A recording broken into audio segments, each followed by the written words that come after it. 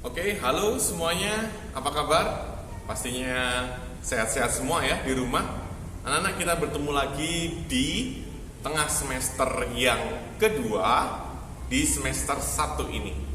Nah, untuk anak-anak kelas 4, 5, dan 6, biasanya materi di KD 4.4 atau di tema yang keempat itu hampir sama semuanya, yaitu tentang pencak silat. Nah, anak-anakku yang terkasih, kita akan bersama-sama belajar tentang pencak silat.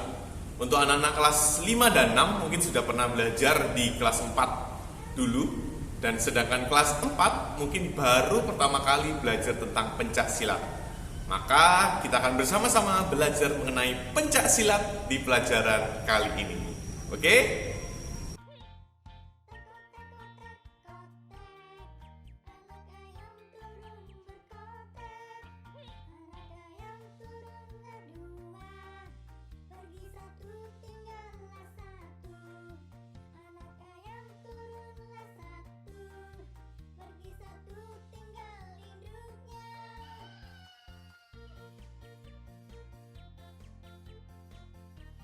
Yang pertama, kita selalu mulai dengan hormat. Hormat dilakukan. Kemudian gerakan yang kedua, kalian pasti tahu, yaitu sering disebut dengan pasang. Pasang adalah gerakan yang digunakan untuk permulaan kita dalam menyerang ataupun bertahan. Pasang bisa berbagai macam. Bisa dengan satu tangan ke depan, bisa tangan sejajar. Nah, gerakan tangannya pun berbeda-beda. Ada yang gerakan seperti ini, mungkin seperti elang, bebas, sangat bebas sekali di pencak silat ini.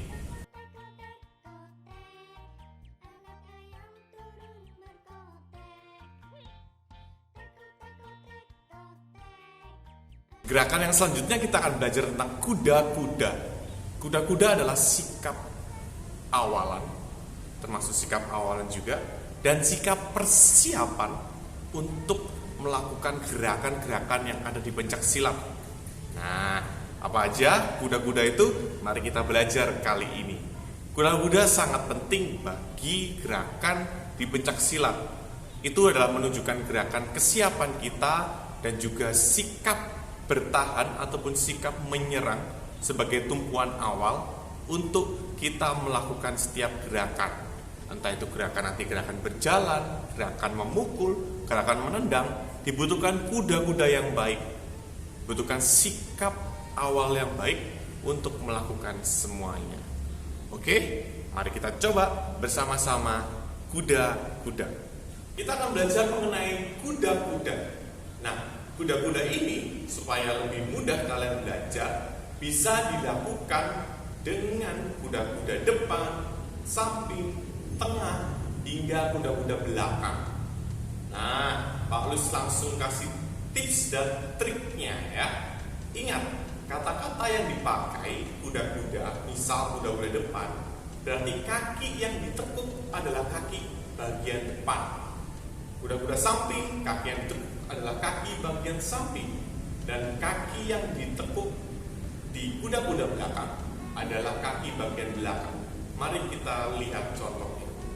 Hormat, pasang, kuda-kuda depan, kuda-kuda tengah, nanti ditekuk kanan dan kiri. Kuda-kuda samping, salah satu ditekuk, boleh samping kanan, boleh samping kiri. Kuda-kuda belakang, kuda-kuda belakang berarti yang ditekuk adalah sebelah belakang. Kuda-kuda samping. Oke, hormat.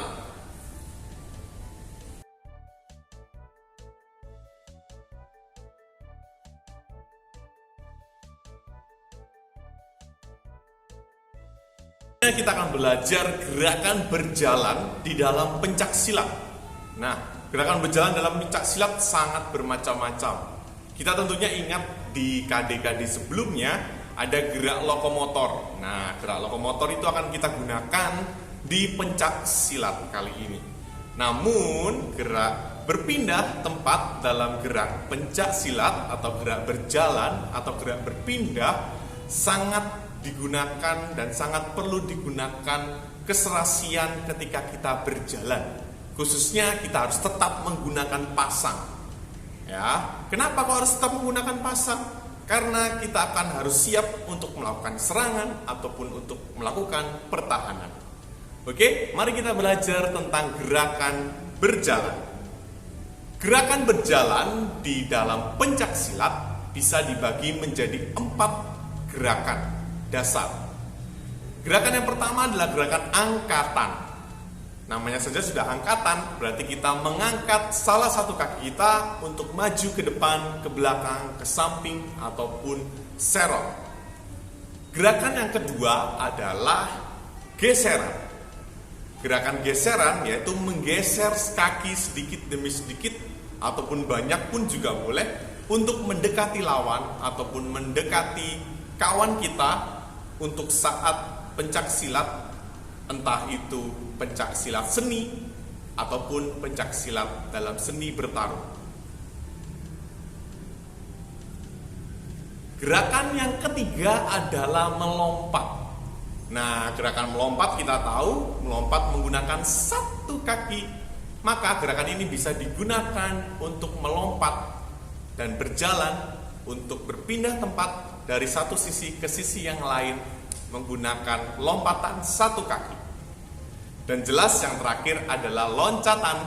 Kita menggunakan 2 kaki langsung untuk melakukan pendekatan ke lawan ataupun kita menghindari serangan. Oke, mari kita coba. Pasang kuda-kuda depan. Kita praktekkan kuda-kuda depan yang tadi, yaitu berarti satu kaki ke depan. Angkatan ke depan, berarti angkatan adalah diangkat ke depan, kemudian dimajukan ke depan. Angkatan ke belakang, berarti dimundurkan ke belakang, dan kaki diangkat ke belakang. Ingat, pasangnya tetap harus digunakan dan dirubah sesuai dengan gerakan kalian. Angkatan ke kanan, angkatan ke kiri, boleh menggunakan kaki kanan. Angkatan ke kanan lagi. Oke, selamat mencoba. Gerakan geseran. Gerakan geseran yaitu sedikit menggeser. Kalau tadi kita mengangkat, sekarang kita menggeser kaki kita. Jadi kita geser. Pak, bagaimana dengan geseran ke depan? Berarti kita menggeser kaki kita ke depan sedikit demi sedikit untuk maju ke depan. Geseran ke samping, berarti kita menggeser kaki kita ke samping. Geseran ke samping. Geseran ke samping. Geseran ke belakang. Nah, biasanya gerakan geseran ada variasi gerakan berjinjit ataupun mempersiapkan untuk melakukan tendangan, dan tentunya itu tergantung dari kreativitas masing-masing kita. Ingat, ketika melakukan geseran dan angkatan, pasang harus dirubah. Jadi kita tidak seperti robot, pasang tetap, jadi geser tetap seperti ini. Ya, silahkan belajar.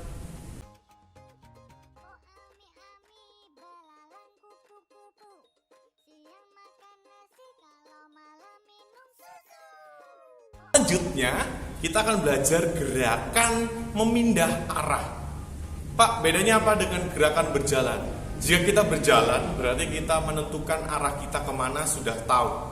Tetapi gerakan berpindah arah adalah gerakan yang kita lakukan untuk berpindah atau memindahkan tujuan kita, arah kita, supaya gerakan kita terlihat lebih indah ataupun cepat untuk beradaptasi dengan gerakan lawan saat melakukan seni bela diri bertarung. Nah, tapi kita akan melakukannya dengan indah. Kenapa? Karena kita masuk ke dalam pencak silat, yaitu bidang seni ataupun kreativitas. Nah, mari kita coba. Ada 2 gerakan berpindah arah. yaitu ingsutan dan juga putar. Oke, mari kita belajar. Ingsutan berarti kita, kalau kalian pernah ingat gerakan di baris berbaris, yaitu hadap kanan, hadap kiri. Nah, ini hampir sama dengan itu semua. Jadi, ingsutan adalah menggeser arah tujuan kita dari hadap ke depan, kita geser ke serong kanan, serong kiri, hadap kanan ataupun hadap kiri. Tapi dengan menggunakan kreativitas dan seni yang kita tunjukkan. Mari kita coba. Ingsutan bisa langsung dua-duanya, bisa langsung salah satu, bisa langsung bergerak. Jadi sangat bervariasi sekali dan sangat bebas sesuai dengan keinginan kalian. Oke, mari kita coba pasang. Hormat terlebih dahulu. Pasang. Kita sudah masuk ke kuda-kuda depan. Kemudian ingsutan kanan, berarti kita memindahkan badan kita ke kanan. Ingsutan kiri, boleh hanya salah satu kaki, kemudian badannya dihadapkan ke depan. Boleh kedua kaki kita geser bersama-sama. Ingsutan kiri. Ingsutan kiri. Ingsutan kanan. Jadi kita terlihat jelas untuk memindah arah dari kanan ke kiri ataupun depan ke belakang. Oke? Selamat mencoba. Putaran. Nah, putaran, Pak, bagaimana cara melakukan putaran? Hampir sama seperti balik kanan di baris berbaris yang pernah kita lakukan dulu. Nah, caranya adalah jika ingsutan maksimal gerakan kemungkinan hanya 90 derajat. Kalau putaran kita bisa berputar ke belakang hingga 180 derajat. Jadi ketika kita melakukan hormat, pasang, kita melakukan putaran, berarti kita menghadapkan badan kita ke belakang. Oke, kita lakukan putaran. Putaran. Jadi cukup memindah, menggeser, apa ini namanya? Kalian tahu? Yaitu lutut kalian berpindahkan arah ke belakang. Putaran. Putaran. Gerakannya bukan hanya berhenti sampai di sini loh. Jika kalian melakukan lompatan ataupun loncatan, kalian bisa juga disebut putaran. Kita coba ya, putaran dengan melompat. Putaran dengan meloncat. Itu juga termasuk putaran. Selamat mencoba.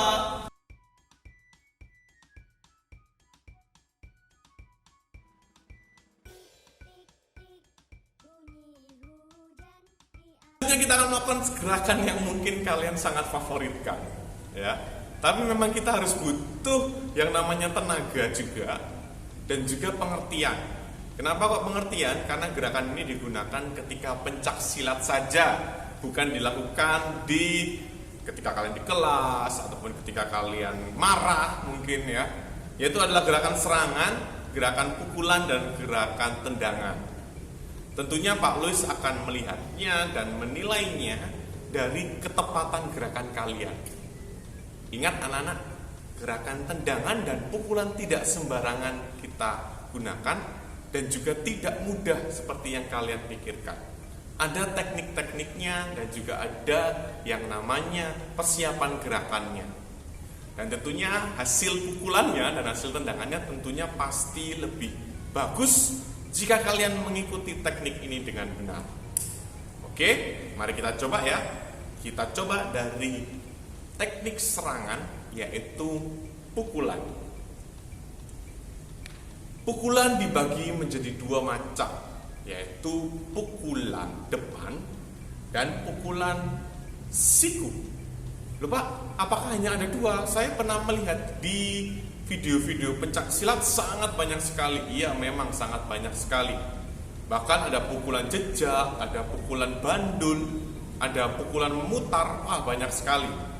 Tetapi Paulus hanya akan mengajarkan yaitu 2 pukulan saja, karena ini adalah dasar untuk menuju ke pukulan-pukulan yang lain, yaitu pukulan depan, langsung memukul ke depan, dan juga pukulan siku. Kenapa kok Paulus memilih pukulan siku? Karena pukulan siku melakukannya dengan gerakan yang lain, sedikit berbeda. Jika pukulan bandul, pukulan jejak hampir sama, kita menggunakan telapak tangan dan menggenggam seperti ini, ya. Usahakan eratkan, ya, untuk memukul tenaganya dieratkan, ya, seperti ini. Tapi jangan dihabiskan di tangan. Kalian harus merasakan pukulan kalian itu berasal dari seluruh lengan kalian, terutama di otot-otot seperti di bicep dan tricep di lengan kalian. Pukulan yang sangat keras itu bukan hanya dari pergelangan tangan atau telapak tangan, tapi juga dari seluruh lengan kalian untuk tenaga mengayuh. Nah, kalau pukulan siku berarti kalian menggunakan siku kalian diarahkan ke depan untuk melakukan serangan. Mari kita coba. Pasang kuda-kuda depan. Kita awali dengan pukulan depan. Kita coba dengan 2 aba-aba. 1 adalah tahap persiapan dan 2 adalah tahap memukul. 1, berarti tangan yang akan memukul dilakukan lebih jauh ke belakang untuk melakukan persiapan. 2, arahkan tangan kalian lurus ke depan dan gunakan tenaga di lengan kalian. Kemudian pindahkan tenaga di lengan ke ujung kalian untuk menghasilkan tenaga yang kuat. 1, 2. Paulus ulangi lagi. 1 kembalikan ke pasang. 2, lakukan pukulan ke depan. Lakukan lagi. Pasang 1, 2. Pasang lagi. Jika Paulus ingin pukulan kiri, berarti pindahkan tangan kiri kalian ke belakang untuk melakukan tendangan. Salah ya. Melakukan pukulan yang lebih maksimal. Pukulan kiri. 1, 2. Pasang 1, 2. Kalau coba dari samping, pukulan kiri 1, 2. 1, 2. Pasang lagi 1, 2. Pukulan kanan 1, 2. Pindah lagi 1, 2. Oke?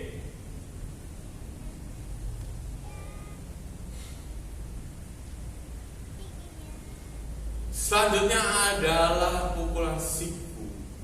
Pukulan siku berarti kalian memindahkan siku kalian ke depan untuk melakukan gerakan pukulan siku. Jadi tangan tenaganya dari lengan kemudian diarahkan ke depan, yaitu pukulan siku. Set ke depan. 1, 2 ke depan. Oke, mari kita coba. Hormat. Pasang. Pukulan siku kanan, berarti tangan kanannya diarahkan ke belakang terlebih dahulu. 1, 2. Pukulan siku kiri 1, 2. Pukulan siku kanan 1, 2. Jadi sikunya diarahkan ke depan. Ini Pak bisa ajarkan untuk belajar memindahkan tenaga kalian ke lengan kalian, kemudian diarahkan ke siku. Berbeda dengan pukulan depan yang dari lengan tenaganya dipindahkan ke ujung. Mari kita coba 2 gerakan tadi. Hormat. Pasang. Pukulan depan kanan 1, 2. Pasang pukulan siku kanan 1, 2. Pukulan siku kiri 1, 2. Pukulan depan kiri 1, 2. Oke.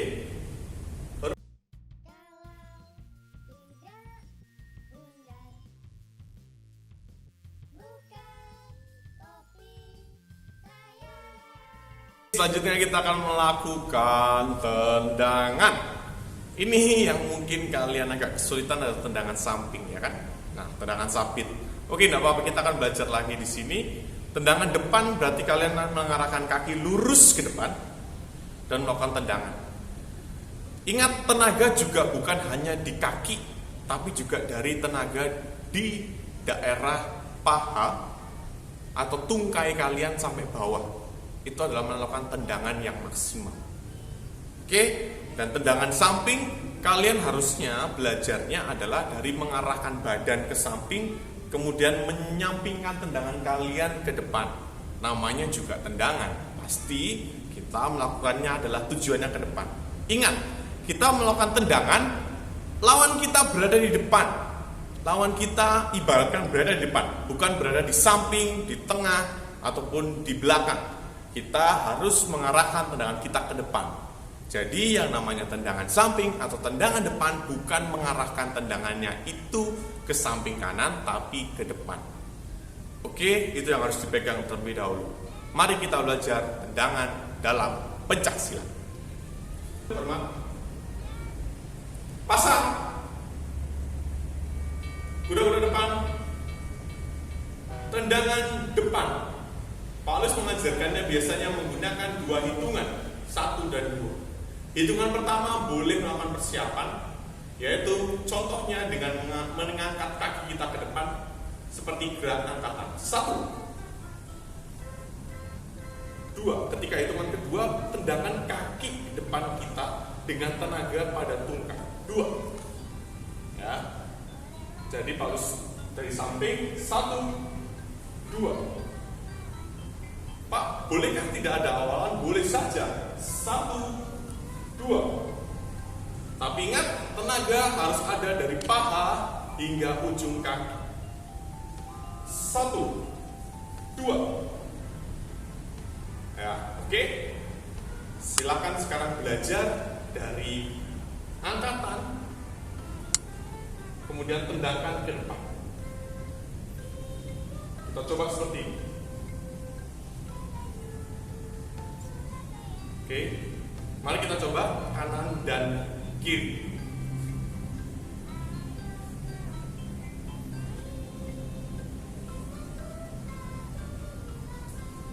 Selamat mencoba.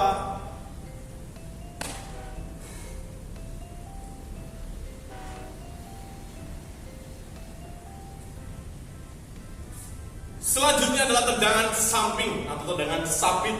Nah, namanya juga seperti bulan sabit, yaitu melakukannya adalah menyamping. Ingat, badan kalian itu menunjukkan arah dari pukulan atau tendangan kalian. Jadi walaupun tendangan samping, kebanyakan anak-anak melakukannya ketika badan seperti ini. Tendangan samping, siap. Tendangnya ke samping, guys. Itu salah, ya.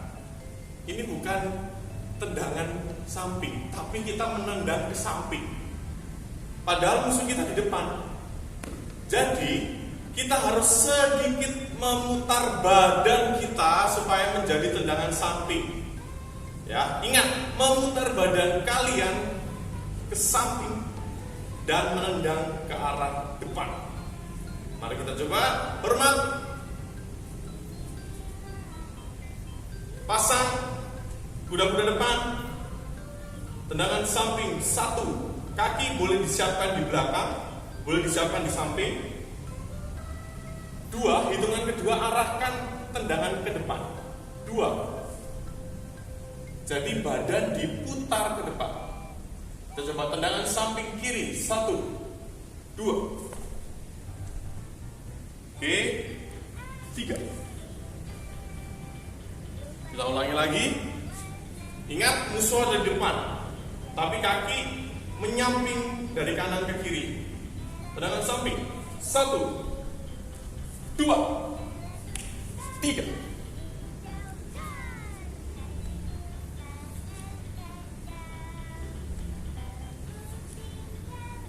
Selamat mencoba.